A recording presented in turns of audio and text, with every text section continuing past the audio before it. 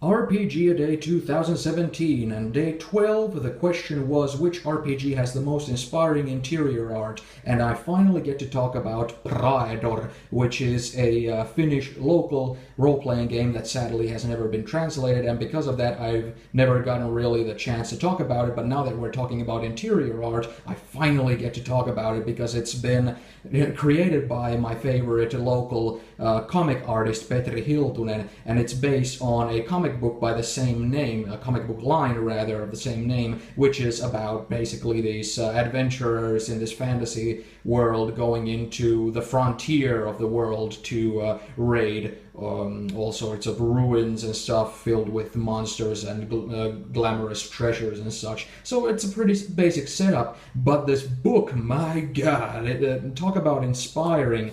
It's a book that's basically been illustrated by this one single artist, and it has a lot of this kind of look and feel where you can definitely get the kind of passion project kind of thing about it, where lots of the art is very expansive and very like what they would like to see themselves kind of, in a role-playing game, introducing all the, the nobility and the knighthoods and the priesthoods and the kind of bourgeois and the city dwellers, the country dwellers, the vagabonds, the brigands and all sorts of stuff like this, like the shepherds and nomads and all sorts of mountain men, all sorts of tribes and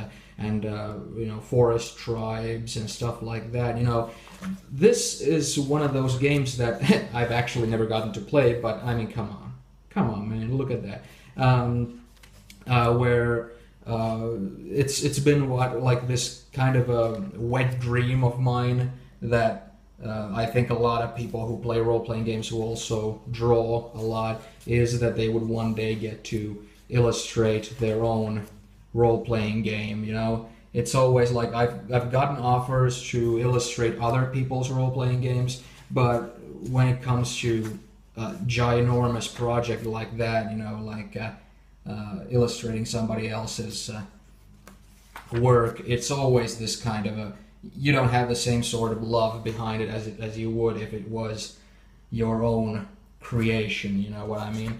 And this is very much the sort of thing that just inspires me. It inspires me more as an artist than it does in terms of role playing, but it does inspire creativity in a great many ways. There's all sorts of stuff. The comic artist himself is someone who I've gotten the chance to meet on multiple occasions. That's one of the better things about small communities. When it's local stuff. When it's a small country that has only like one or two comic book conventions each year and stuff, and by Scandinavian and Northern European kind of standards, that's quite a lot, actually, sadly. But where you get to see a lot of the people you're very whose work you're kind of touched by. I mean, come on, man. Oh, jeez. And I've got lots of this artists, lots of Petri Hiltunen's comics, and sadly, there again, they have not been translated into English. Me and a lot of other fans are always like aching, like, why not? How come you're not translating them? We would love to introduce your works to a lot of our foreign friends, even if there's not like a viable foreign market. There's lots of people who would just love to see his works, and it's too bad. It's a bummer because it's a huge task to take it upon yourself to translate this kind of. I mean, come on, Yakonia. That's the setting of the world. Come on, man. All this. It's too bad that my camera has, you know, its limits when it comes to really focusing. But this is kind of like, this is the sort of setting introduction. This is the sort of setting introduction stuff that just, you know, blows me away. You know, like come on.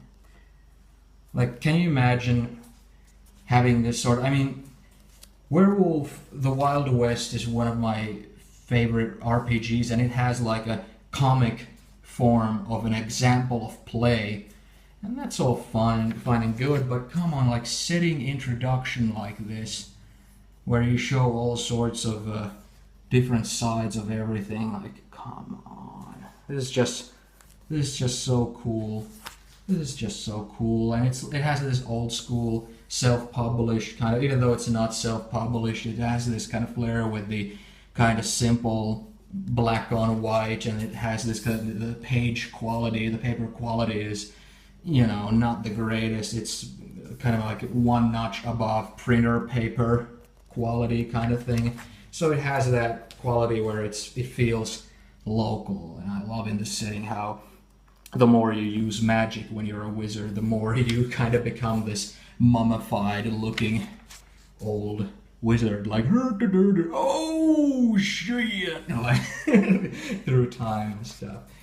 You know, it's just too cool. I feel like I'm repeating a lot of the stuff I'm saying again, of course, because it's, you know, what can you say? What can you say? It's just, I always love to browse through this book because talk about inspiring interior art. If it's anything, it's that. That's the greatest contribution I think that this game has, because as a game, it's a pretty basic game. It has a working mechanic and it has all that stuff, but it's the art, man. It's the art that does it. Without a doubt, it's the art that does it. Oh, jeez. Oh, man. Thankfully, they've reprinted this, so it's not like something that's gone. Now it's just character sheets. That's gone into like oblivion. So, yeah. Yeah. Burger Games. There you go. And this is what does it say? It's second printing. Yeah. Petri Hiltunen. Try and look his works up. He's great.